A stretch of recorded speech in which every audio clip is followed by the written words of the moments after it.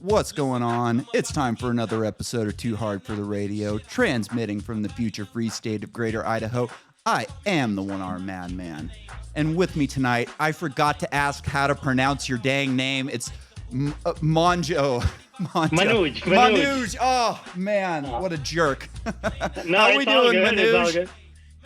good. Great. I'm excited to be here. Great. Good energy. I feel right away. Right on. Good. Uh, So let's get into this. Going from $2 a day to where you're at now, that must have been a heck of a journey. So let's hear it. well, so I grew up in India, a small town in India. 30 years ago, it was very much a developing country. It still is in many ways, but back then in a small town, in a developing country, you can imagine not a lot of opportunities for jobs or higher education. So I started working in this factory for at 15, and I used to work 6 days a week and 12 hours a day. And it was as we were discussing before the interview started, not very safe conditions, like a lot of smoke. There used to be like furnaces which melted steel, and the temperature in India is around like 125 Yeah. Fahrenheit. So it's tough life, right? So going through that experience, I desperately wanted to change my life and wanted to do something else.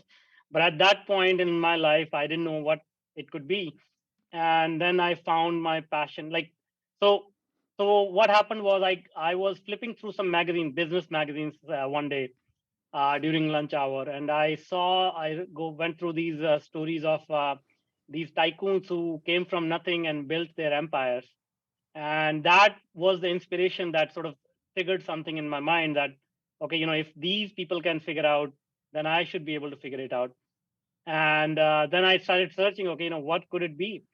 And then I found my passion for computers and programming, and I just fell in love with that. And I said, okay, this is exactly what I'm going to do for the rest of my life.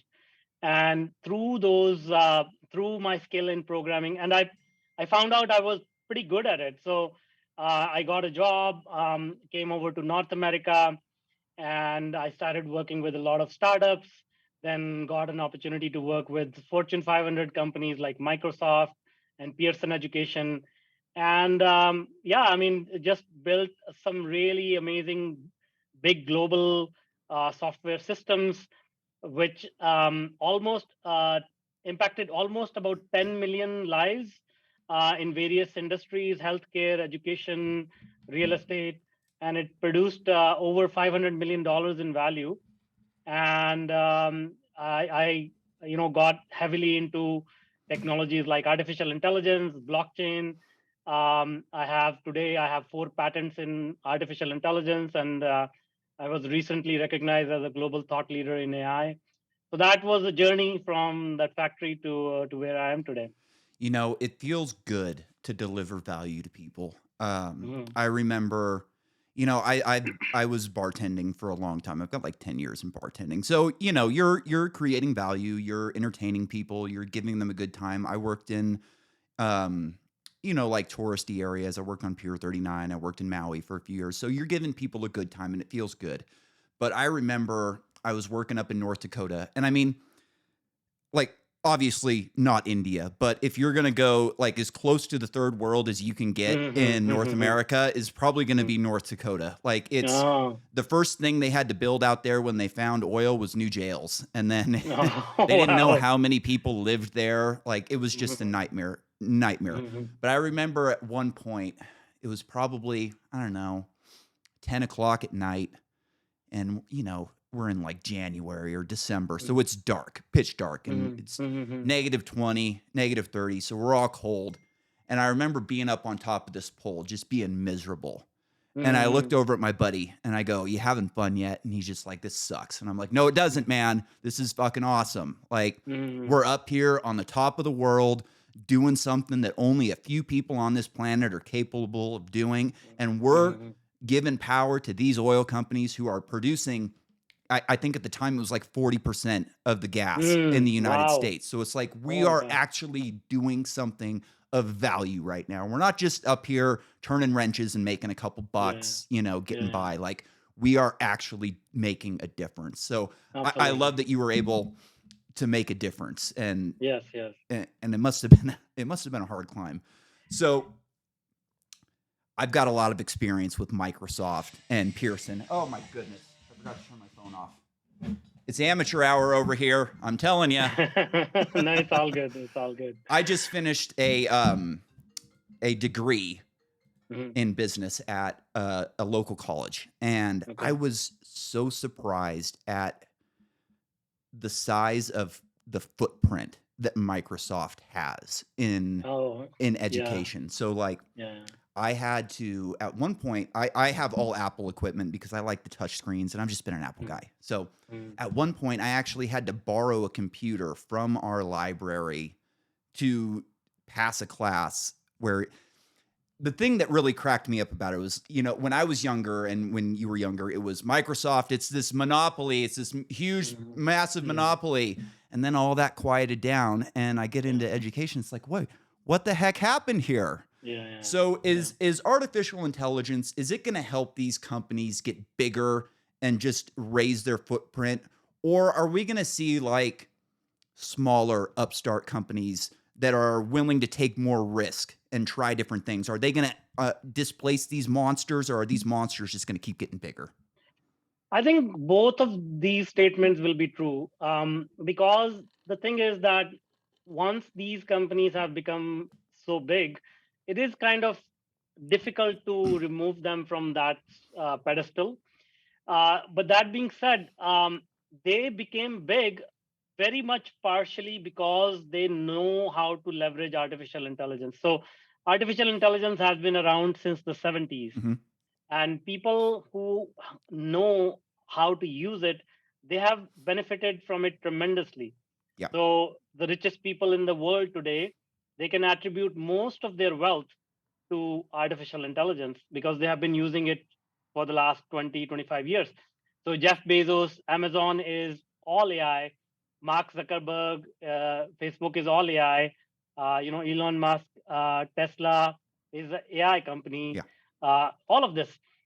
Now, the thing that happened is, with platforms like ChatGPT, AI has become democratized, meaning everybody can now use it and see how this power can really help them transform their life, or help them start a business, or help them grow a business. So definitely, I think there will be new types of Microsofts that will be created. And even if if we say, okay, there's not going to be like a big Microsoft created, but more companies will be created, more startups will be created. And the reason is because now the barrier of entry to build a company is lowered. Because otherwise, if you want to build a big growing company, you have to hire a lot of people, you have to have a lot of equipment, all of that stuff. And that's the barrier of entry, because a lot of people don't have that capital. But with AI, you basically can run a one man company and grow it to fairly significant size. So I think both these statements that you said will be true. So now is probably, I don't know, in my life, probably the worst time for anybody to start a business. I have a buddy who just tried to start a business in a new area, running equipment. And he had Hmm. people tell him, hey, look, man, interest rates, this is not a good Hmm. time. Hmm. And, it didn't do well. Is I think it's interesting that ChatGPT kind of blew up in a time where interest rates are raising, the economy's slowing down, and then we just get this behemoth unleashed on everybody. Once interest rates start lowering again and people start taking risk and starting startups, is this thing really going to take fire? It's already taken fire, so ChatGPT basically blew everything out of the water. It got its first million users in the first 5 days. Yeah, it's incredible. And the next fastest growing app, I think, was Instagram, which took about 8 months to get to a million users. And right now, so ChatGPT has been around for about 6, 7 months. It has already crossed 1 billion users. So that is more than 10%, what, 15, almost 15% of the world It's population. incredible. So, so this is already like spreading like wildfire, right? So that is the reason why it is in the news, why everybody's talking about it, because it is a game changing thing. and and the surprising thing is we are just getting started with this. Yeah. So I've got I rent rooms out here at my house. One of my tenants is a apprentice electrician, and he hadn't heard of ChatGPT. We were talking about it the other day, and he just goes, "Yeah, whatever. But this, what am I going to use this freaking thing for?" And I go, "Hold on a second, buddy. Let's look Mm. at this." So he had just Yeah. done a job in my backyard where I got a hot tub, so he needed to Mm. set up a breaker box, and it needed to be code. So it has to be a certain, distance from the hot tub, and has to be in eyesight. And I go, "Let's pull up ChatGPT and Yeah, ask it yeah, what code is on this yeah, and where to yeah, find it." And it pulled yeah. up in a couple seconds. He's just like, Yeah, "Holy crap." So yeah, I've yeah. got something that can search my code book for me and give Yes. me the right answer. He's like, "Holy shit. If I'd have had this throughout my apprenticeship, I'd have looked like a whole lot better apprentice." Exactly, exactly. Yeah. See, that's the whole point. Like, our human mind is not capable uh, of consuming as much information, remembering it, cross-checking it, making sense of it. And that's the power that AI has unleashed now, because we don't have to like remember things. We don't have to, organize all of those thoughts in our mind. So now you can imagine our minds can be free to do more productive work, more creative work. So this is something I've noticed with myself. When I was 18 years old, I left home. I moved 800 miles away to race motorcycles. And back then, if you wanted to use MapQuest, you had to print it out and take it with you and follow it. So when I moved to the new city that I was living in, I lived on one side and I worked on the other. And Mhm. I took a different route to and from work every day. I gave myself a half an hour. Like, if I get lost, I'll figure it out. You know what I mean? Yeah, yeah. Now I live in Idaho and I've lived here for 8 years. And I got lost on my way home from Walmart today. I took a different route and I ended Mhm. up having to turn my map quest on. So these things do cause us to, like, I don't, would you say causes us to lose things, or just free, like you said, free up space for better things? Um, See, any technology is a personal choice. So if I use the technology wrong, I mean, let's take car for example, right? Like, I can use it in a wrong way. I can run over people and kill people, or I can drive it for fun and race cars, or I can take it to a grocery store and then get my groceries. So these technologies are actually going to impact everybody differently as they consume it, as they make use of it. But by and large, it is going to help us move faster. That is one common thing. As you just said, like when you were installing that hot tub, probably it could have taken the electrician maybe half an hour to figure things out. But he can now get that information in 5 seconds and move on to the next step, right? So all that time is saved, which is not very productive use of time anyways, like Mhm. remembering, okay, what code goes where. So that is one common theme. It'll make things faster. But how it affects the actual person, it will depend. I mean, if people start to rely on it, become addicted to it or whatever, it will eventually affect their ability to think creatively themselves.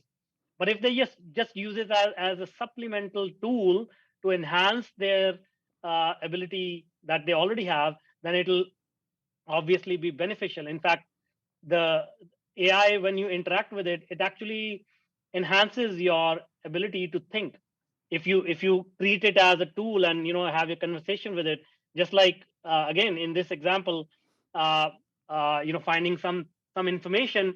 Uh, the other thing is, it is such a vast body of knowledge. Many times it'll give you a different perspective. Let's say if you ask a question and you may also already know the answer, but it may give you a very different perspective, and that expands your mind, and you're like, oh, I never thought about this way, right? And now you have learned something new, and as we all know, when the mind expands, it never shrinks back. I've been a big science fiction fan my whole life, and I've always been into technology. What's the new technology coming out? We've got particle accelerators, we've got quantum computers, massive lasers doing fusion experiments, space travel. All of these things have been massively interesting to me.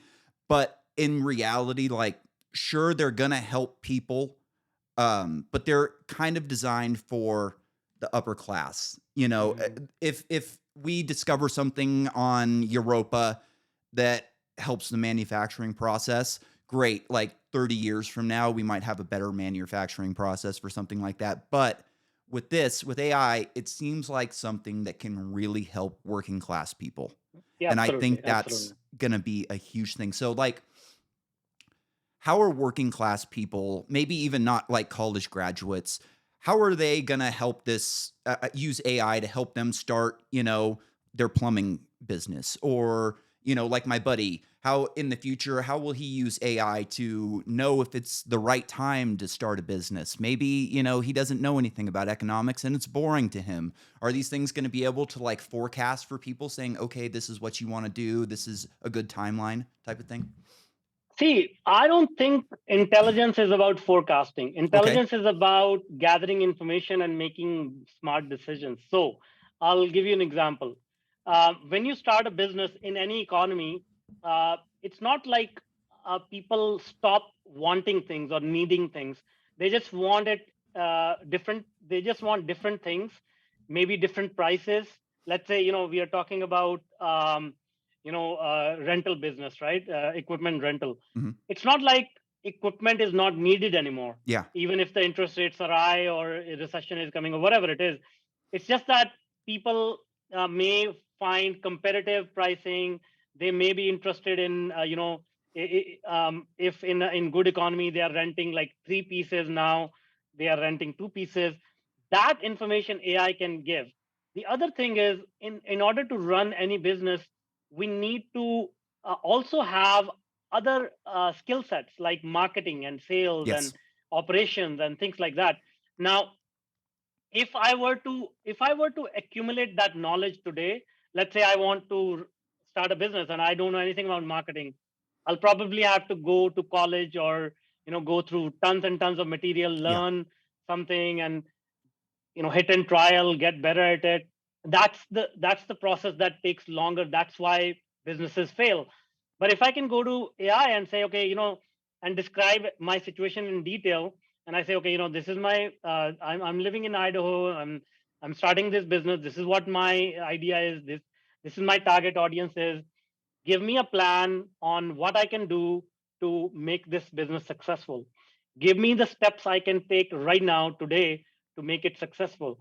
And explain it to me as if I'm a newbie. Explain it to me as if I'm 10-year-old kid. It will give you all that information in few seconds. And now it's up to you to take those steps and then use the information given to you by AI, right? Yeah. Um, yeah, it's almost like I tell people this example. So let's say if you have a business, and business, as we know, the success of the business depends on the people. People, I mean, Yeah. business is all about people. So let's say if a business is able to hire a person, very smart person, who has a Harvard degree in law, Harvard degree in business, Harvard degree in accounting, in medicine, in engineering, all at once, and it never takes time off, and it is available to you 24/7. What will that do for your business, right? Yeah. And that's what ChatGPT is, right? Like, Yeah. that's what AI is. Yeah.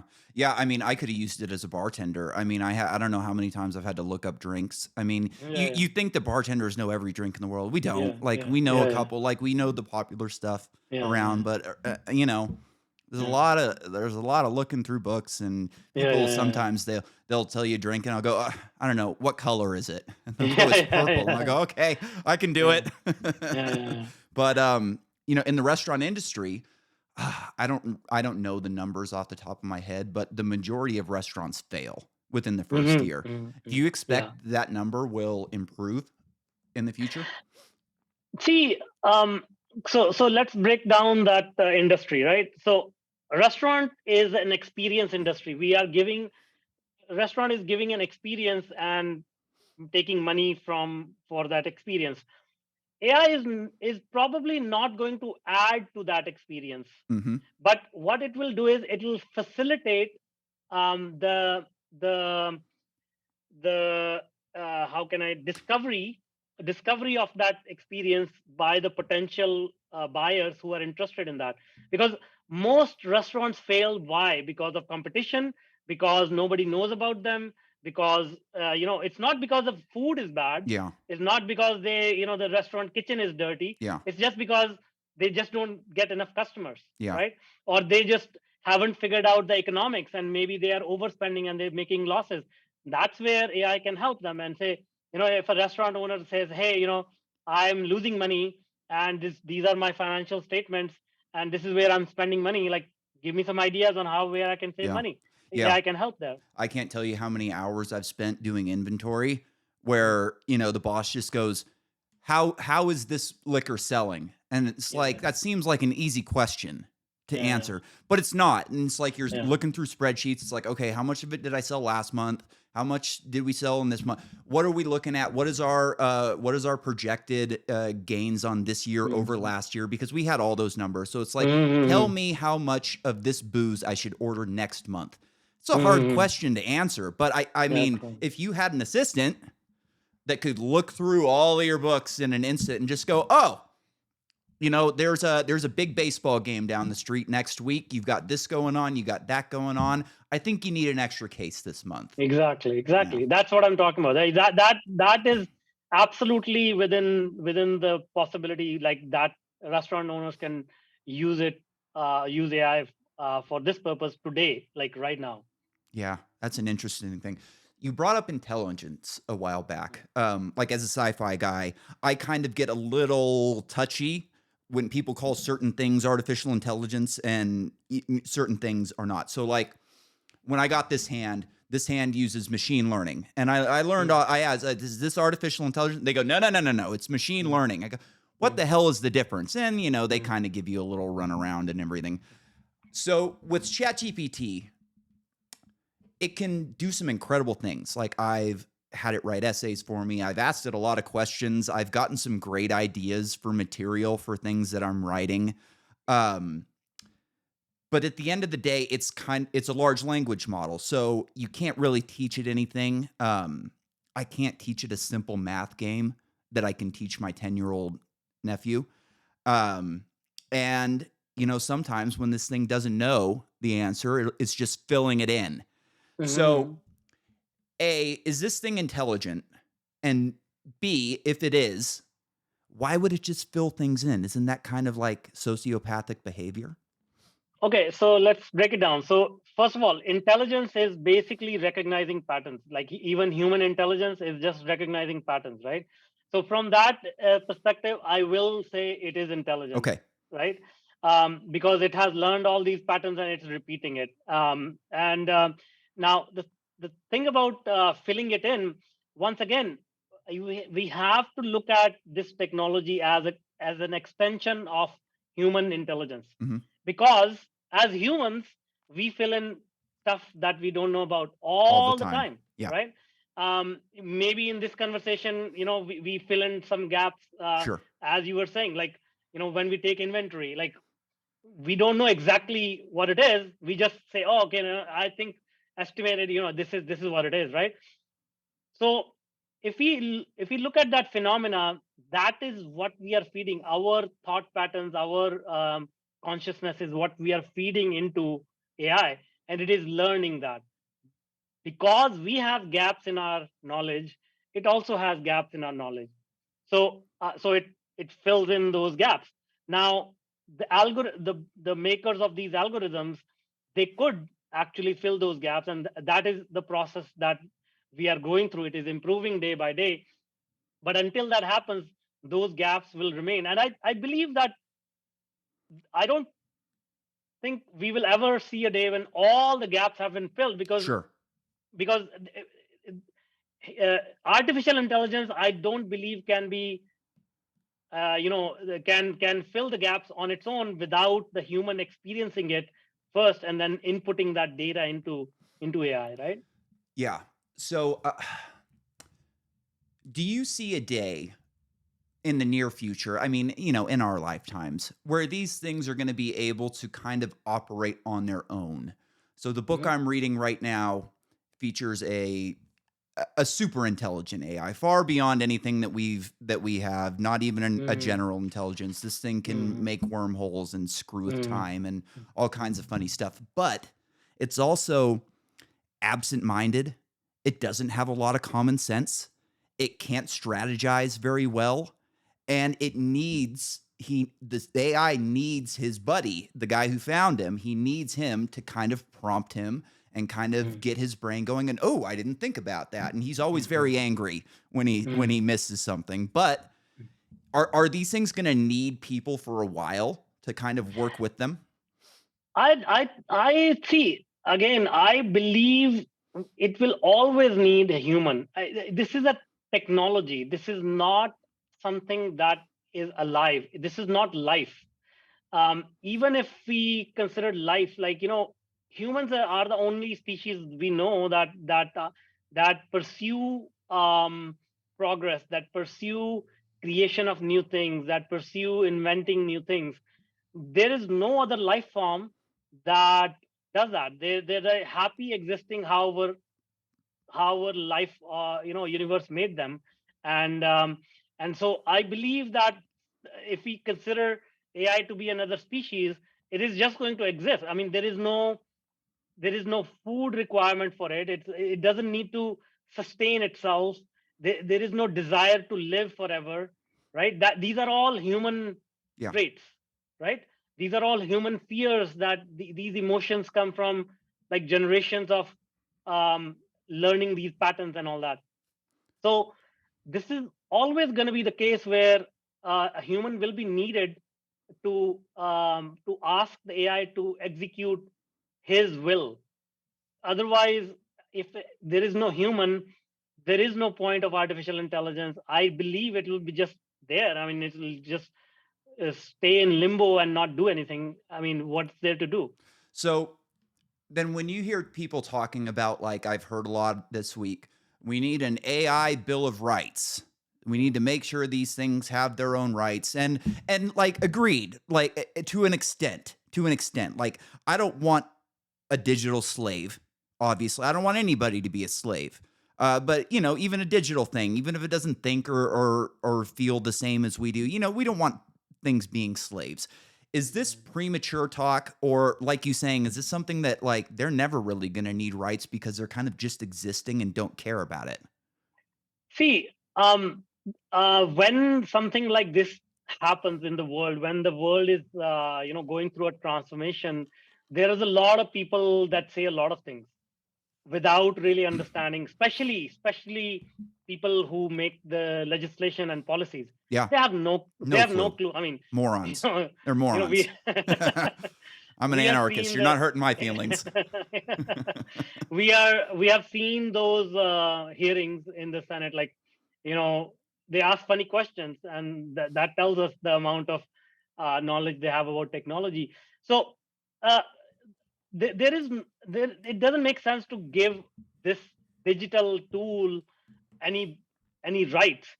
I think what they are talking about is giving rights to citizens, giving rights to communities, so that a malicious person doesn't get to use AI to cause harm. I think I that makes more sense than giving rights to technology, because Sure. that'll be like saying, "Oh, we should give some rights to the hammer because you know it's a tool Yeah. that helps us build houses, and it has rights." I mean, that's I absurd. I completely agree with you. Like I think like hypothetically, if you did have something that was going to demand rights, you would turn it off immediately. That would just be the only sane thing to do. But I don't think that.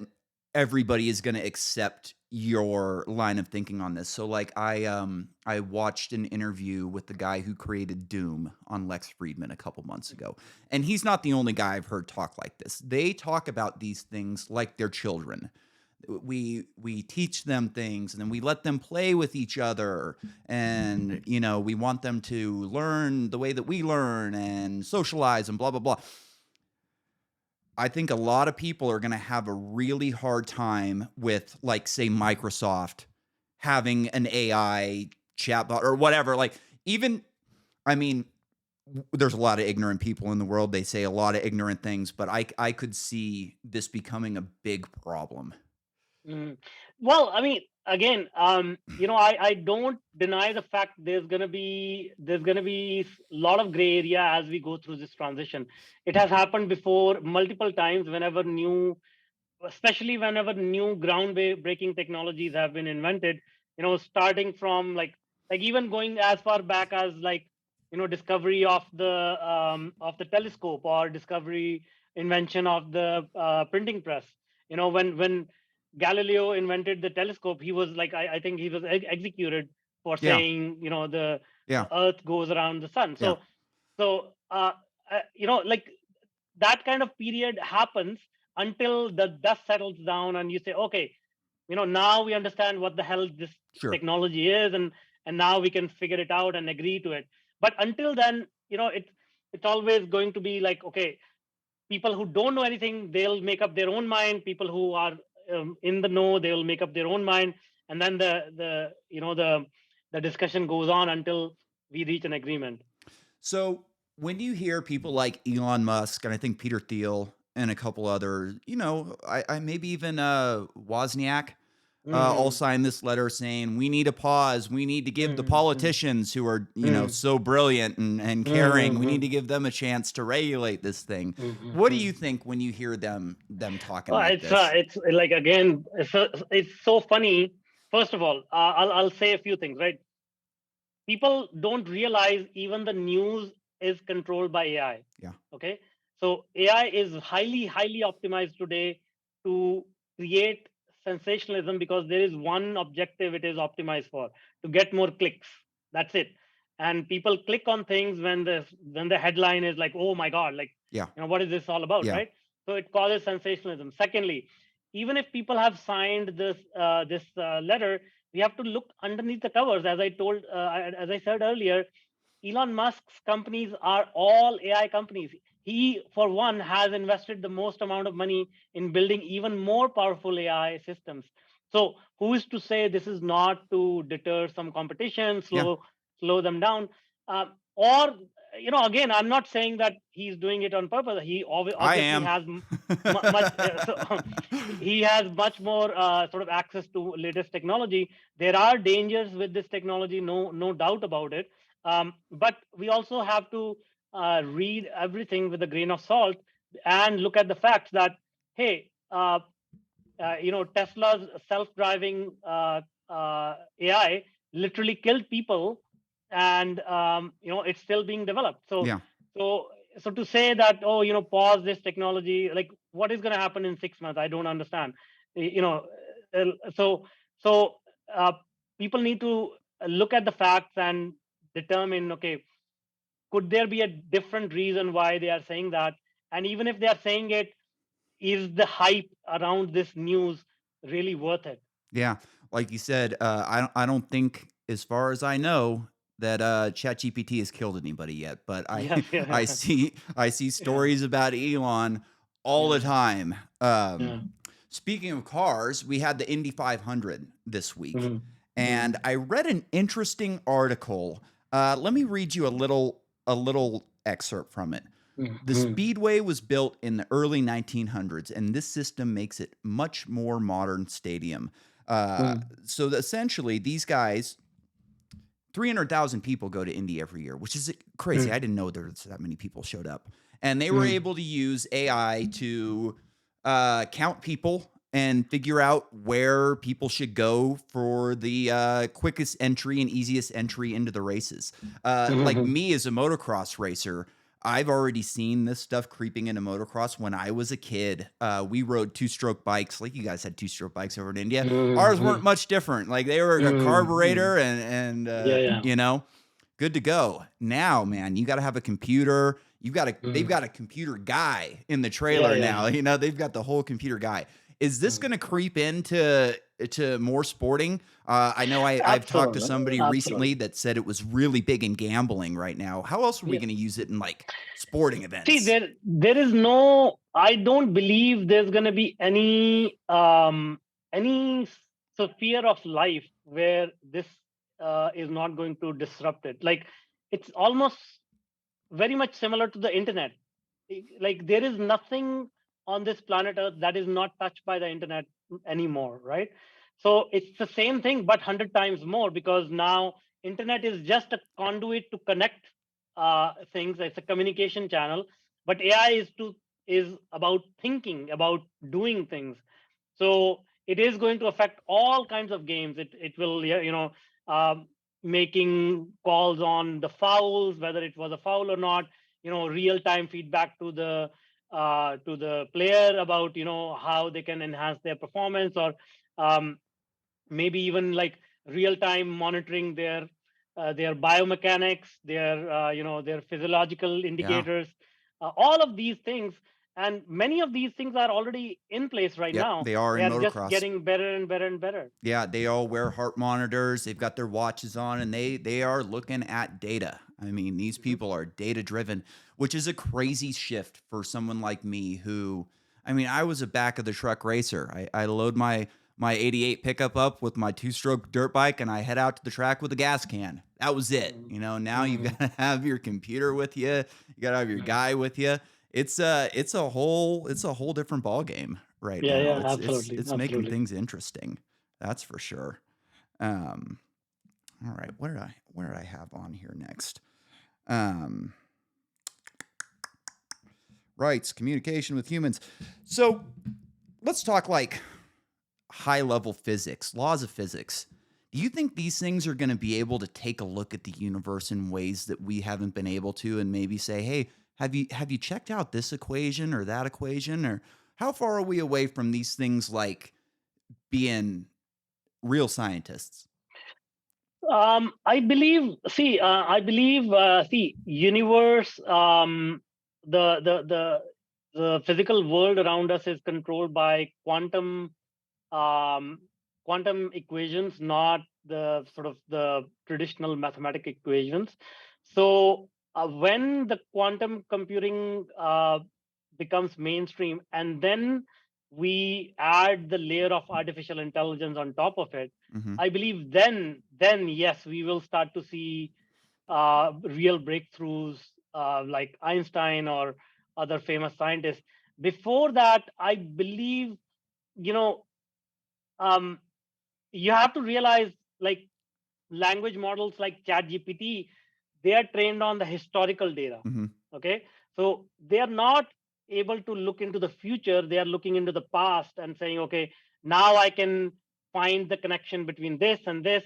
So if let's say there is an equation or a problem that can be solved with existing knowledge, but nobody just saw how these things connect, maybe that can be solved today, right? Yeah. So let's say, I mean, I don't know, a naive example could be, in like the Earth's movement affects some stars' movement, and that data exists today, but nobody just looked at it, and since then nobody looked at it, nobody found out that correlation, and so AI can probably sift through that data and say, oh, well, by the way, I found a new correlation between these things, and did you check it out?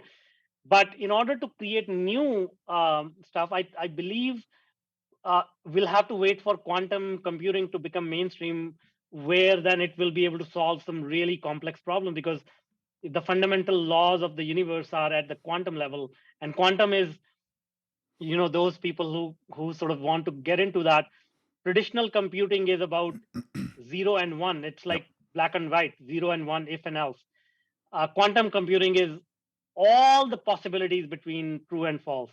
So there are multiple shades of gray in reality.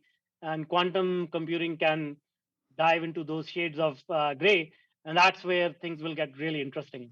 And I've heard, and I could be conflating reality with science fiction here, that they're having problems programming these quantum computers. Is that Well, true? I mean, And is AI it's going a to help? very it's like even the hardware is not ready. Like, it's a Mm, very primitive hardware.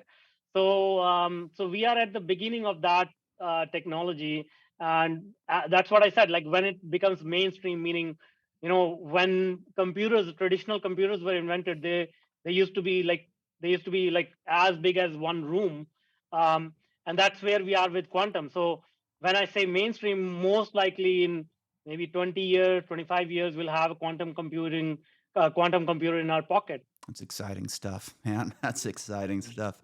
Mm, So, when I first lost the hand and I started looking into prosthetics, I was completely let down by mm, the reality of the technology that we're dealing with. It doesn't even work right now. The thing mm, is dead. But mm, essentially, it'll do this, and that, and that's all mm, this thing can really use. It reads muscle signals and it kind of interprets those signals. And like I said, it uses machine learning and it can kind of figure out the patterns a little bit better over time. But and it'll just all of a sudden stop mm, working. My theory was that they're not going to be able to do full finger mm, movements until you can go directly into the brain.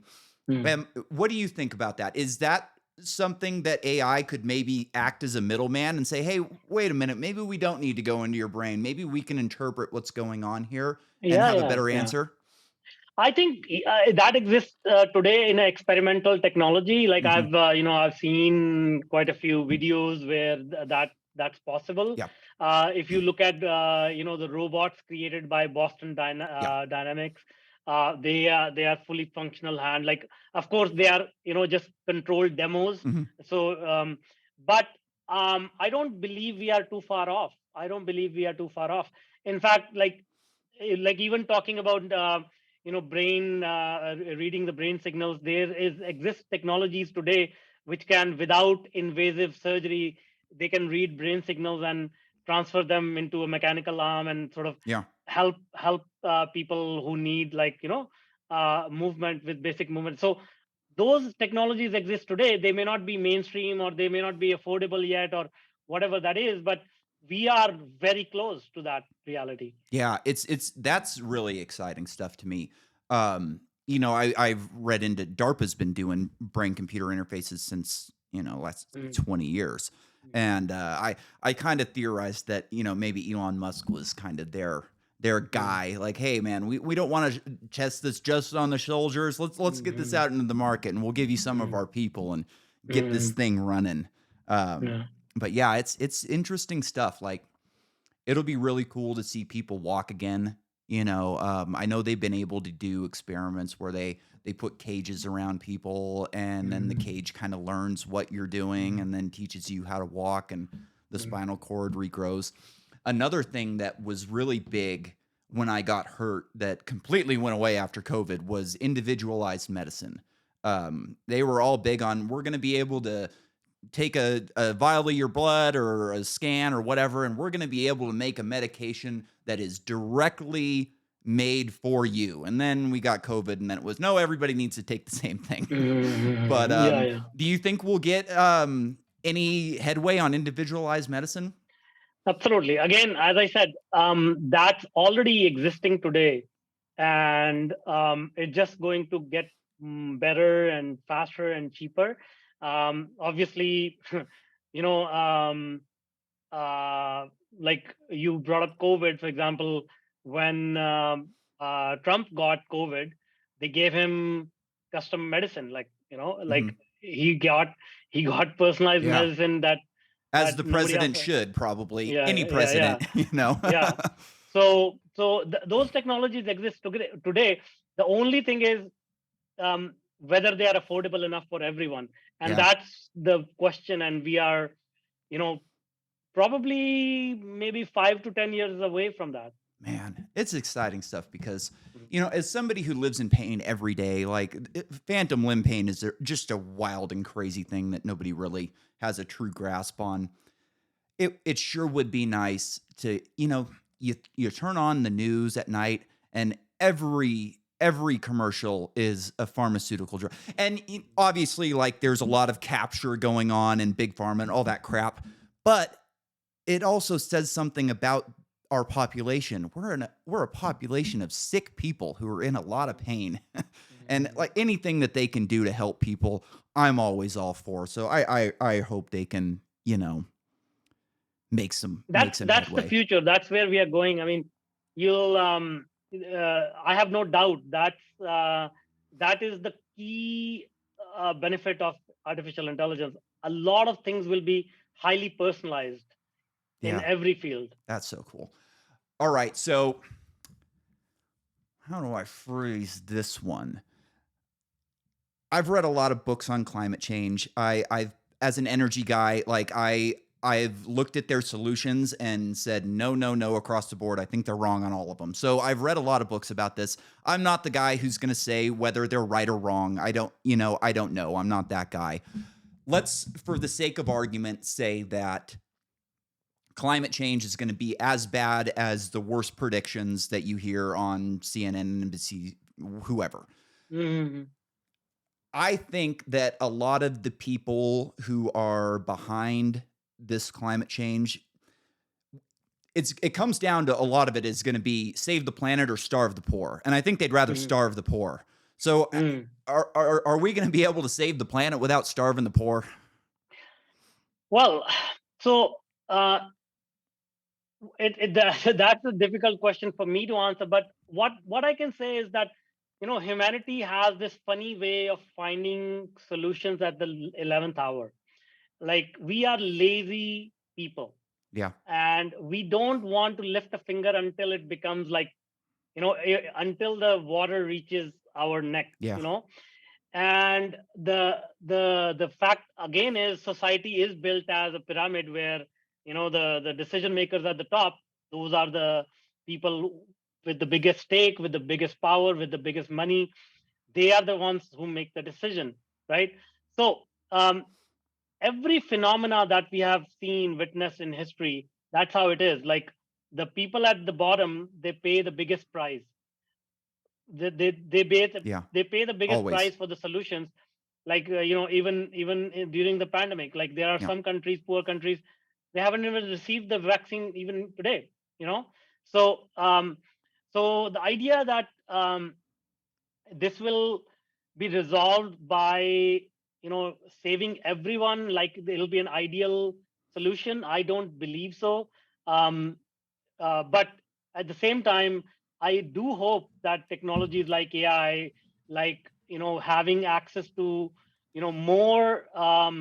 more information, having access to more creative ideas will help the people who are of less means to be able to save themselves Yeah. in a more practical manner. I Uh, the reason why this happens, because see, humans are very intelligent species in the sense that when it comes to saving ourselves, we are very creative as long as we have the access to the resources. We are uh, very enterprising in that way, like we can put things together and save ourselves. mhm. But the problem is that if there are no resources available, then we are helpless. And now with technology, those resources are becoming available to people, right? Yeah. And that is the difference now in this new age.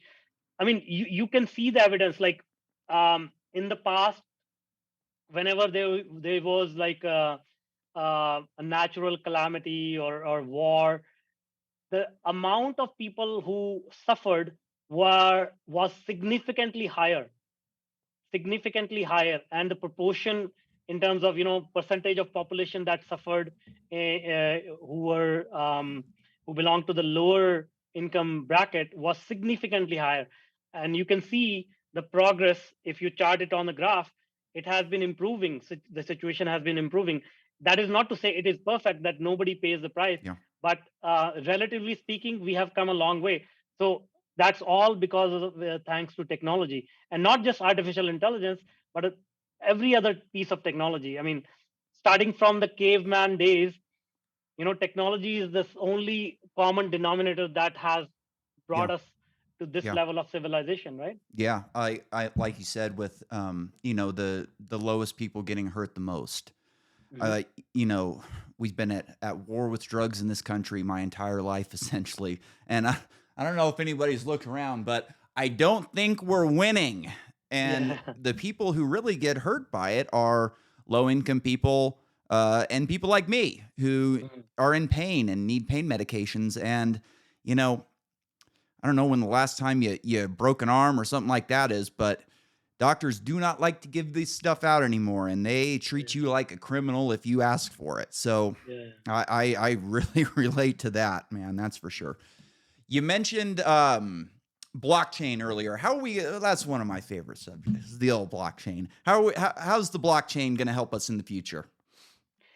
See, blockchain is a technology that is going to facilitate trust between human beings, because as human beings we are not able to trust each other, and so I don't believe in cryptocurrencies and things like that. But what blockchain does as a technology, it enables us to trust each other without meeting face to face, or without, uh, A gun. relying on a third party, like a bank or something. And then we can just say, okay, we would like to transact, and even though we don't know each other, we can use blockchain to make sure that we will not cheat each other, and we will make the transaction whole. And that's a big shift in human interaction. Yeah, I've been saying for years that real estate agents are the scum of the earth and they need to Yeah. go. And I think that like you get AI, you've got blockchain technology, and I think we could eliminate a lot of these middlemen who make a lot of money for doing very little. When I bought my house, my ex-wife spent probably, I don't know, 20 hours on the computer saving listings and looking at this. And we sent all the listings over to the real estate agent, and then we met her at the house and then paid her, I don't know what it was, 4 or 5% for the Yeah, sale. yeah. And I just thought, like, man, what a racket. And this was a first-time real estate agent, a friend of the family's, and it's just like, man, I got a good deal and this is a Mhm. racket. I would love it if ChatGPT could sell my home for me 20 years from now. See, I mean, I won't single out real estate agents. The whole world economy is built on this. Uh, Mhm. you know, um, let's um, let's say you're looking to buy a computer, right? The computer itself costs probably $100 where it is made in China, and the person making it is getting paid like bare minimum, and then it goes to a distributor, and then that distributor ships it to a retailer, and that retailer uh, probably has a showroom somewhere, and they pay rent and all that. So all of that cost is for nothing, Yeah. but the consumer pays for all that, right? It's similar to all other industries. This is how the world has been set up, because the only thing that is stopping us from eliminating is because we don't know where the heck to go to buy it at the factory price in China. Yeah. If I knew, then I would directly buy it from there. Yeah, me too. So those barriers will continue to start coming down, and the things will start to become cheaper and cheaper and cheaper. And so the roles of these roles will start to shift. It will not be that real estate agent will not exist anymore, but their role may shift. Their role may be for to advise people, to listen to them, or tell them, okay, this is what you need to do about real estate. Their commissions may be altered, because a lot of the things will be offloaded to technology. So I cannot predict how the world is going to be, but I can definitely say that the that the prices of the things that we consume will definitely start to come down. Yeah, I mean, that's how economics should work. Prices fall to the marginal cost of production, but we don't tend to see that a lot in our economies. I my first dirt bike that I bought was $5,000. I think I paid for it, and maybe even less than that. Now, if I wanted to go buy an equivalent bike, it's like 12, thirteen Hmm. thousand dollars, which Yeah. is crazy. I would love to see the price of a dirt bike go down. That's been the biggest problem for our sport is barrier of entry for the price of the bike. If we could get the Hmm. price of the bike down, we could get some actual people into the sport. Like I love seeing technology help people when when it's needed. Hmm. I kind of stepped on that one. But I like seeing it make an actual difference in working people's lives instead of just like, hey, MIT, we're going to build another big crazy machine this year. It's like, yeah, great. Like, I hope you find something cool, but can you make something that will make my life easier? So that's what I'm most excited about for Well, I this. mean, see, the thing is that when MIT makes things, it does Yeah, trickle down. eventually trickle down. Yeah. Yeah, yeah, Oh, yeah, I get it. I get it. It's just it takes a long time, and you know, a lot of times. I mean, Germany was running out of power last winter, and the Large yeah, Hadron Collider fired up, and it's like, man, you yeah. guys just you don't care about us at all. Just turn the damn machine off for the weekend, and I like the machine. I want the machine to run, but Mm-hmm. it's great to see this making a difference in working people's lives. What are you working on coming up here? You got anything fun working? Well, we work with companies who want to deploy AI into their business. So it could be anything from improving their operations to improving their finance, to improving their sales. So it's an exciting time for my company because I've been in AI for about 15 years, and we haven't seen this much excitement about AI. Um, so yeah, I mean, we are working on AI, having fun doing it. Man, it's someone for that's been working on it for so long. You must have just been sitting in the background like, "Come on, any day it's going to happen. Yeah, Like the yeah, world's going to know soon, soon." yeah, yeah, exactly. And it's I nobody even in my profession realized how quickly it happened. Like most people are surprised like how quickly it happened. Did you know that ChatGPT was going to be released and were you expecting it to catch fire the way it did? Yeah, well, I mean, I've been using OpenAI for the past 3 years, so I was aware of the technology already. I didn't, and I knew a little bit about ChatGPT and all that, and I did not expect it to catch fire so quickly. Nobody, and even the inventors of ChatGPT didn't expect it. Yeah. All right, man. It's been a Yeah, pleasure having you. We'll we'll have you on again someday. Thanks again. It's been great. absolutely.